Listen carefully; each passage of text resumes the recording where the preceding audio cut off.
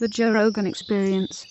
Is there anything you can do in terms of how you eat or supplements that you can take that could potentially at least somewhat mitigate the effects of having no sleep?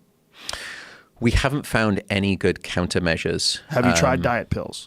So people have tried things like ephedrine, amphetamines.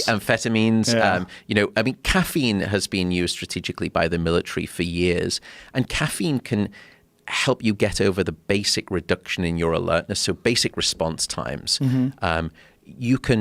You can dose with caffeine and still maintain some degree of a fast response under conditions of sleep deprivation.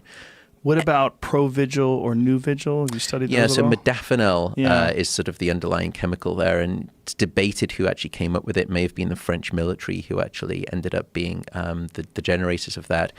That seems to work through a pathway, at least right now as we understand it, for a chemical called dopamine. And dopamine is principally known as a pleasure drug. It's the chemical that a lot of drugs of abuse will target to sort of ramp up. But it also is a basic alertness drug that when you get an increase in dopamine, you tend to actually get an increase in your alertness and your wakefulness. Don't you get an increase in happiness as well?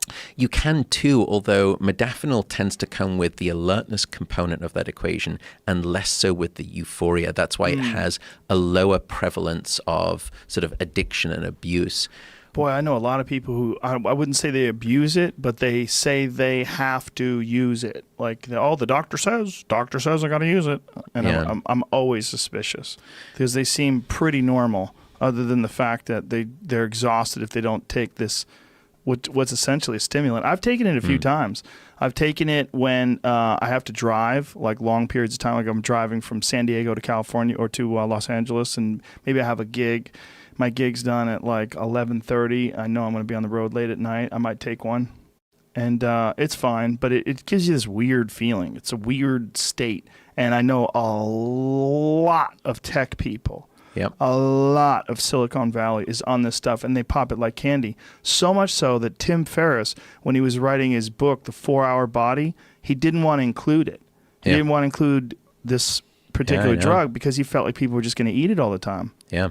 And it's rife throughout student populations. Study drug as well. As Adderall. Yeah. And Adderall, and one of the interesting things is that if you look at the profile of what sleep deprivation is cognitively, reduced alertness, impulsivity, lack of ability to concentrate, difficulties with learning and memory, difficulties with behavioral problems.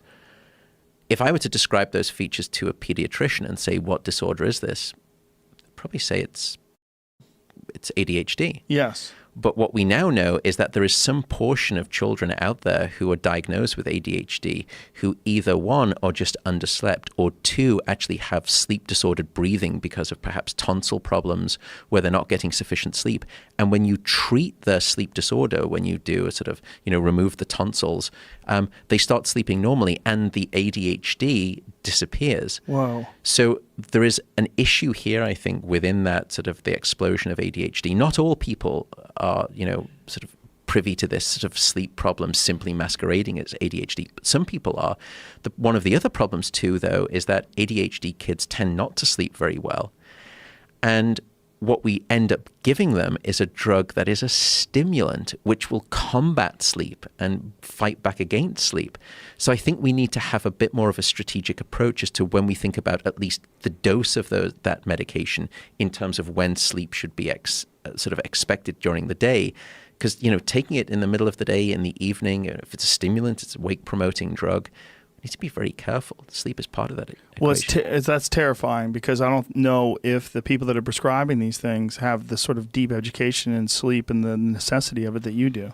They don't. And, it's not their fault crazy. either. And in fact, I've started to try and lobby doctors to start prescribing sleep. And don't make the mistake that that's me suggesting, prescribing sleeping pills. That's a separate story. Sleeping pills are associated with significantly higher risk of death and cancer, and I'm happy to speak about that too.